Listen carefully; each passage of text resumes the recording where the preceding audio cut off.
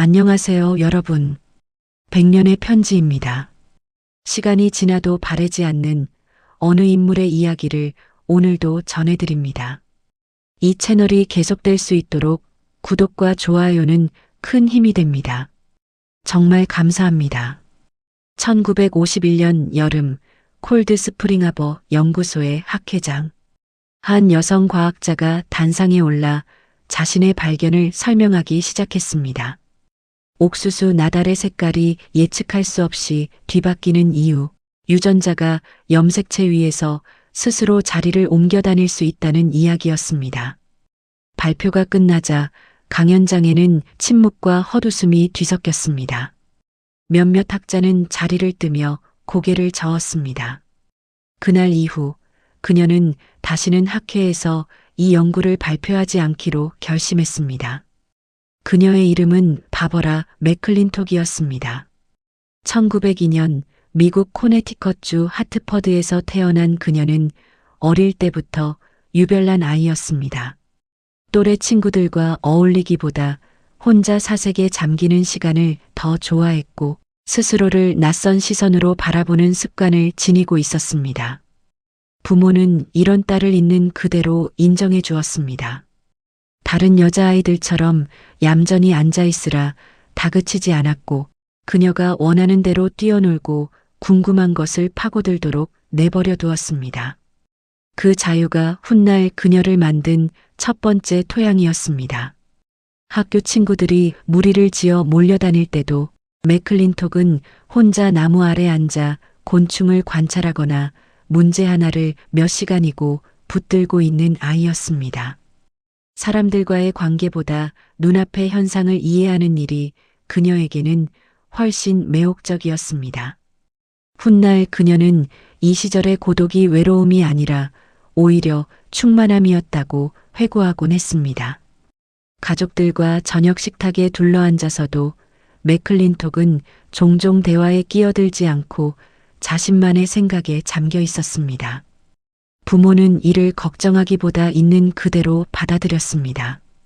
다른 형제자매들이 사교적인 성격으로 자라는 동안 유독 그녀만은 홀로 있는 시간을 스스로 선택하며 자랐습니다.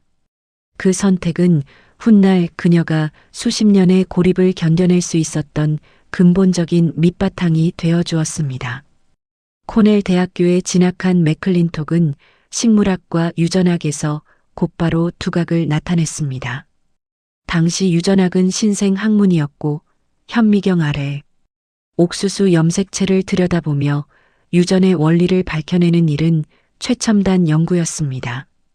그녀는 염색체 하나하나의 모양과 무늬를 알아보는데 남다른 눈을 가지고 있었습니다. 동료들이 뒤섞인 얼룩으로만 보던 것을 그녀는 각기 다른 개체를 구분하듯 정확하게 읽어냈습니다. 대학원을 마칠 무렵 그녀는 이미 이 분야에서 손꼽히는 연구자로 인정받고 있었습니다. 동료 대학원생들은 그녀가 현미경 렌즈 너머로 염색체 표본을 들여다보는 모습을 신기하게 여겼습니다. 다른 사람들에게는 그저 뒤엉킨 실타래처럼 보이는 것을 그녀는 마치 얼굴을 알아보듯 하나하나 구분해냈습니다. 지도교수들조차 그녀의 눈썰미 앞에서 종종 놀라움을 감추지 못했습니다. 그러나 그 뛰어난 재능이 곧이어 그녀 앞을 가로막을 벽과는 별개의 문제였습니다. 당시 유전학과에는 여성 대학원생이 극히 드물었습니다. 맥클린톡은 남학생들과 똑같은 수업을 듣고 똑같은 실험을 했지만 학과 행사나 사교 모임에서는 종종 존재하지 않는 사람처럼 취급받았습니다. 그녀는 이런 대우에 크게 개의치 않는 듯 보였습니다. 사람들의 인정보다 현미경 아래 펼쳐지는 염색체의 세계가 훨씬 더 매혹적이었기 때문입니다. 그러나 실력만으로는 넘을 수 없는 벽이 있었습니다. 그 시절 미국의 명문 대학들은 아무리 뛰어난 여성 연구자라 해도 정식 교수직을 좀처럼 내주지 않았습니다. 맥클린톡은 코넬, 미주리, 캘리포니아 공가대학을 전전하며 임시직과 연구원 자리를 옮겨 다녀야 했습니다.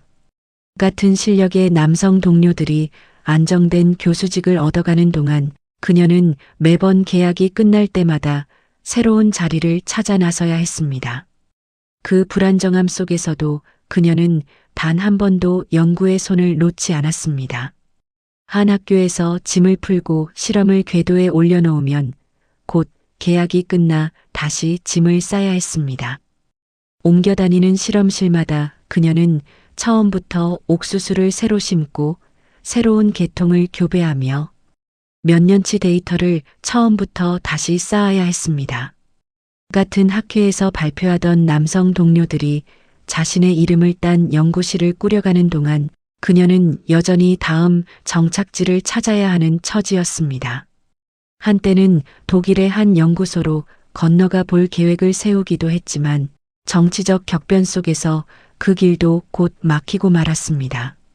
미주리 대학교에서 일할 때는 종신 재직권을 얻을 가능성이 거의 없다는 이야기를 공공연하게 들어야 했습니다.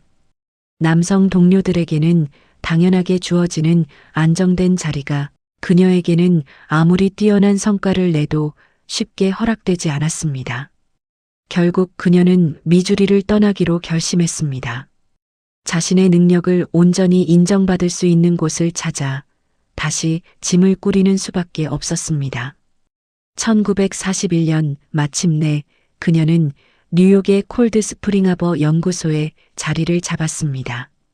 이곳에서 그녀는 비로소 온전히 자신의 속도로 연구에 몰두할 수 있었습니다.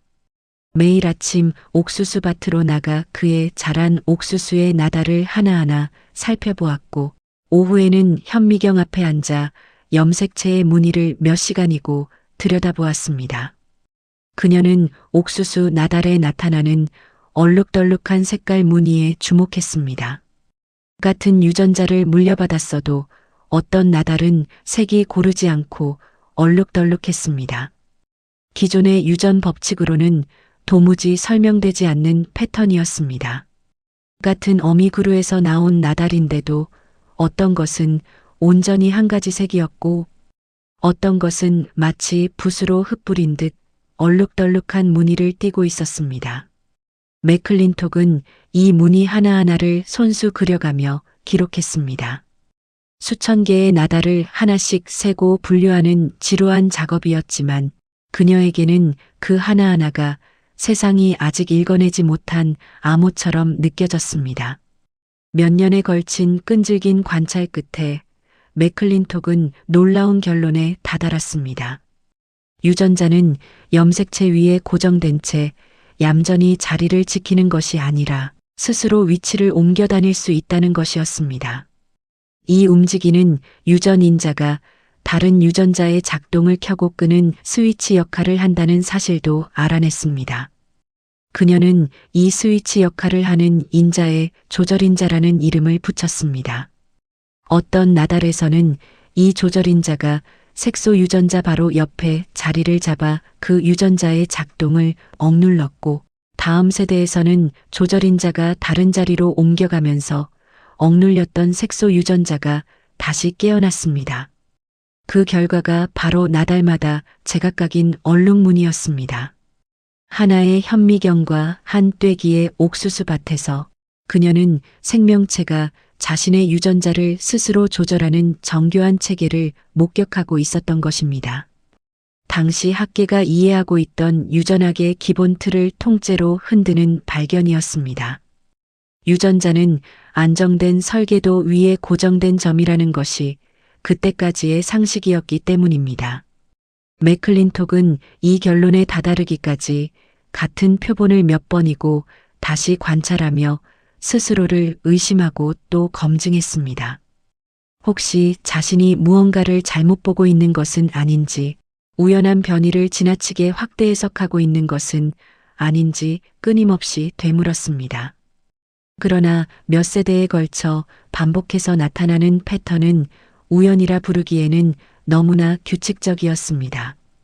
확신이 설 때까지 그녀는 발표를 서두르지 않았습니다. 여러 세대에 걸쳐 옥수수를 교배하며 그녀는 특정 유전자가 활성화되었다, 비활성화되기를 반복하는 패턴을 추적했습니다. 이 패턴을 설명하려면 유전자 스스로 위치를 옮긴다는 가정이 필요했지만 그런 개념은 당시 어떤 교과서에도 존재하지 않았습니다.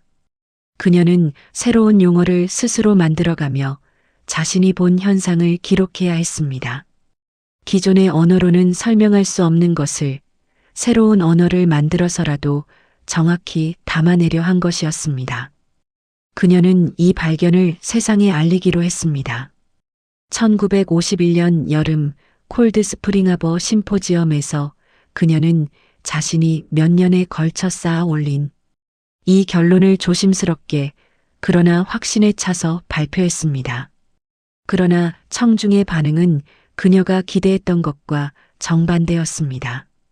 대부분의 학자들은 그녀의 발표를 제대로 이해하지 못했습니다. 유전자가 움직인다는 개념 자체가 당시 유전학의 언어로는 설명하기 힘든 것이었습니다. 몇몇은 노골적으로 회의적인 질문을 던졌고 몇몇은 그녀를 괴짜 취급하며 뒤에서 수군거렸습니다. 강연장을 나서는 학자들의 표정에는 이해보다 당혹감이 더 짙게 배어 있었다고 전해집니다. 맥클린톡은 그 웅성거림을 등 뒤로 들으며 조용히 자료를 정리해 강연장을 나섰습니다. 그녀의 손에는 몇 년치 관찰 기록이 빼곡히 담긴 노트가 들려 있었지만 그 노트를 펼쳐 보이고 싶어 하는 사람은 그날 강연장 안에 거의 없었습니다. 그녀는 발표를 마친 뒤 질문 시간에도 침착하게 답변을 이어갔지만 질문들은 대부분 핵심을 비켜간 것들이었습니다. 유전자가 이동한다는 개념 자체를 이해하지 못한 채 던지는 질문에 그녀는 몇 번이고 같은 설명을 다른 방식으로 풀어내야 했습니다. 강연장의 불이 꺼질 무렵 그녀는 이 청중에게 자신의 언어가 닿지 않는다는 사실을 분명히 깨달았습니다. 그 후로 맥클린톡은 자신의 연구를 학회에서 발표하는 일을 그만두었습니다. 세상을 설득하는 대신 그녀는 다시 옥수수밭으로 돌아갔습니다. 논문은 계속 썼지만 그것을 널리 알리려 애쓰지 않았습니다. 동료 학자들 사이에서 그녀는 점점 고립된 존재가 되어갔습니다. 어떤 이들은 그녀가 한때 뛰어났지만 이제는 이해할 수 없는 연구에 몰두하는 괴짜가 되어버렸다고 여겼습니다. 그러나 그녀 자신은 흔들리지 않았습니다. 그녀에게 중요한 것은 옥수수가 들려주는 이야기를 정확히 읽어내는 일이었지 그 이야기를 남들에게 설득시키는 일이 아니었습니다. 동료 연구자 몇 명은 여전히 그녀를 찾아와 조언을 구했지만 대부분의 학계는 그녀를 조용히 지나쳐갔습니다. 학술지에 실리는 논문의 인용 목록에서도 그녀의 이름은 점점 자취를 감췄습니다. 그러나 정작 그녀 자신은 이 고립을 상실로 여기지 않았습니다. 오히려 아무도 자신의 연구에 간섭하지 않는 이 침묵의 시간이 옥수수와 온전히 마주할 수 있는 여유를 주었다고 말하곤 했습니다. 콜드 스프링 하버의 계절은 매년 어김없이 돌아왔습니다.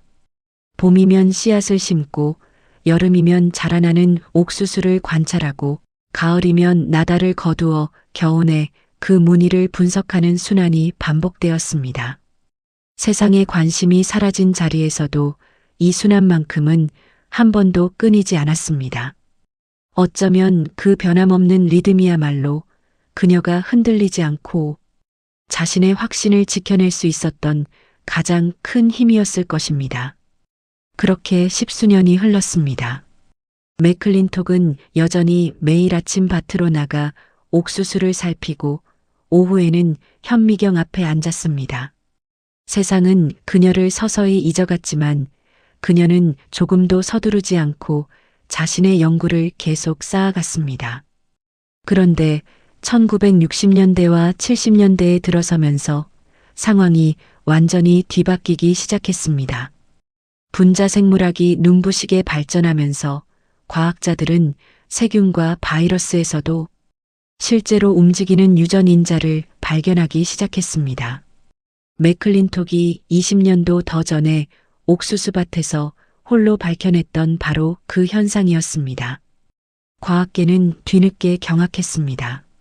그녀가 이미 오래전에 걸어가 있던 길을 이제야 다른 학자들이 최신 기술로 다시 확인하고 있었던 것입니다.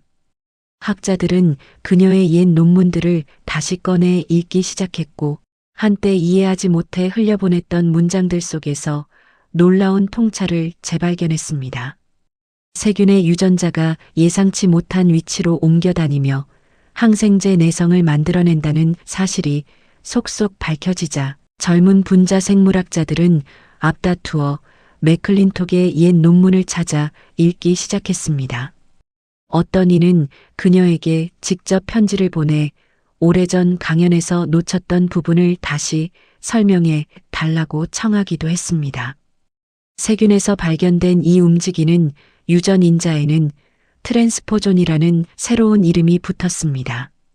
젊은 연구자들은 이 새로운 발견을 논문으로 정리하면서 참고문헌 목록, 맨 앞자리에 20여 년 전 맥클린톡이 발표했던 옥수수 연구 논문을 나란히 올려두기 시작했습니다.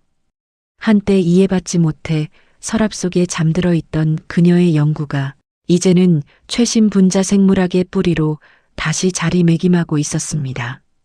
그녀는 그런 편지들에 담담히 답장을 보내면서도 특별히 감격하는 기색을 내비치지 않았습니다. 그녀를 외면했던 학계가 이제는 그녀를 다시 찾아오기 시작했습니다. 1983년 바버라 맥클린톡은 노벨 생리의학상 수상자로 발표되었습니다. 움직이는 유전인자, 이른바 전이인자를 발견한 공로였습니다. 그녀는 이 상을 단 한 사람의 몫으로 온전히 받았습니다. 공동 수상자 없이 홀로 받는다는 것은 그녀의 발견이 얼마나 독보적인 것이었는지를 말해주는 증거였습니다. 30에 가까이 홀로 밭을 지키며 세상의 침묵을 견뎌온 끝에 81살의 나이로 마침내 세상 전체가 그녀의 이름을 부르기 시작한 순간이었습니다. 수상 소식이 전해지던 날 아침 그녀는 여느 때처럼 연구소로 출근할 준비를 하고 있었다고 전해집니다. 기자들이 몰려들어 소감을 물었을 때도 그녀는 화려한 감격의 언어 대신 오랜 세월 옥수수와 함께의 온 시간에 대해 담담히 이야기했습니다. 그녀에게 이 상은 세상이 뒤늦게 따라온 것일 뿐 자신의 확신이 새삼 달라진 것은 아니었습니다. 상금이 들어온 뒤에도 그녀의 생활 방식은 거의 달라지지 않았습니다. 여전히 같은 연구실, 같은 책상, 같은 현미경 앞에서 하루를 시작했습니다. 유명세를 이용해 더 큰 예산을 요구하거나 화려한 강연 일정을 채우는 대신 그녀는 후배 연구자들의 실험을 봐주고 조언을 건네는데 대부분의 시간을 썼습니다. 명성이 그녀를 바꾸어 놓기에는 그녀는 이미 너무 오랫동안 자신만의 방식으로 살아온 사람이었습니다. 시상식 자리에서도 맥클린톡은 화려한 언사를 늘어놓지 않았습니다. 그녀는 그저 옥수수가 자신에게 얼마나 정직한 스승이었는지를 담담히 이야기했을 뿐입니다. 오랜 세월 아무도 들어주지 않던 그 이야기를 이제는 전 세계가 귀 기울여 듣고 있었습니다. 그녀는 이후로도 세상을 떠나는 순간까지 콜드 스프링하버 연구소를 떠나지 않고 연구를 이어갔습니다. 바버라 맥클린톡의 이야기가 유독 마음에 남는 이유는 그녀가 살아서 그 인정을 직접 받아냈다는 데 있습니다. 많은 이들이 세상을 떠난 뒤에야 뒤늦게 재평가받는 것과 달리 그녀는 30에 가까운 침묵과 냉대의 시간을 온전히 견뎌내고 자신의 두 눈으로 그 결실을 목격했습니다. 그녀는 세상이 자신을 이해해 줄 때까지 자신의 발견을 굽히거나 포기하지 않았습니다. 그저 묵묵히 다음 계절의 옥수수를 심고 다시 현미경 앞에 앉았을 뿐입니다. 세상이 이해하지 못한다고 해서 진실이 사라지는 것은 아닙니다. 다만 그 진실이 받아들여지기까지 때로는 누군가의 평생에 가까운 인내가 필요할 뿐입니다. 바버라 맥클린톡은 그 인내를 끝까지 지켜낸 사람이었습니다. 그녀가 남긴 것은 전이인자라는 발견 하나만이 아닙니다. 아무도 알아주지 않는 시간 속에서도 자신이 본 것을 의심하지 않는 태도, 세상의 속도가 아니라 진실이 스스로 밝혀지는 속도를 믿고 기다리는 자세였습니다. 오늘도 어딘가에서 아직 세상이 이해하지 못한 무언가를 붙들고 묵묵히 자신의 자리를 지키는 사람이 있을 것입니다. 바버라 맥클린톡의 이야기가 그런 이들에게 조용한 위로가 되었으면 합니다. 세상은 종종 새로운 생각을 곧바로 알아보지 못합니다. 낯선 것은 오해받기 쉽고 오해는 쉽게 조롱으로 바뀝니다. 그러나 맥클린톡의 삶은 그런 오해와 조롱 앞에서도 자신이 관찰한 것을 의심하지 않는 태도가 결국 무엇을 만들어내는지를 보여줍니다. 그녀는 세상을 설득하려 목소리를 높이는 대신 그저 계속해서 옥수수를 심고 관찰하는 쪽을 택했습니다. 그리고 그 조용한 반복이 결국 세상 전체의 생각을 바꾸어 놓았습니다. 오늘날 전이인자는 유전학과 의학, 심지어 진화생물학의 근본 개념 중 하나로 자리 잡았습니다. 암세포의 돌연변이를 이해하는데도 새로운 생물, 종이 어떻게 유전적 다양성을 얻는지를 설명하는데도 그녀의 발견이 쓰이고 있습니다. 콜드스프링하버 연구소의 낡은 실험실 한편에는 지금도 그녀가 남긴 옥수수 표본들이 보관되어 있습니다. 그 작은 나달 하나하나가 한 사람이 세상의 침묵을 견디며 지켜낸 진실의 증거로 남아있는 것입니다. 오늘 우리가 그 이름을 다시 불러봅니다. 오늘 이야기는 여기서 마치겠습니다. 이 채널이 계속될 수 있도록 구독과 좋아요는 큰 힘이 됩니다. 시청해주셔서 정말 감사합니다. 다음 편에서 또 다른 인물로 찾아뵙겠습니다.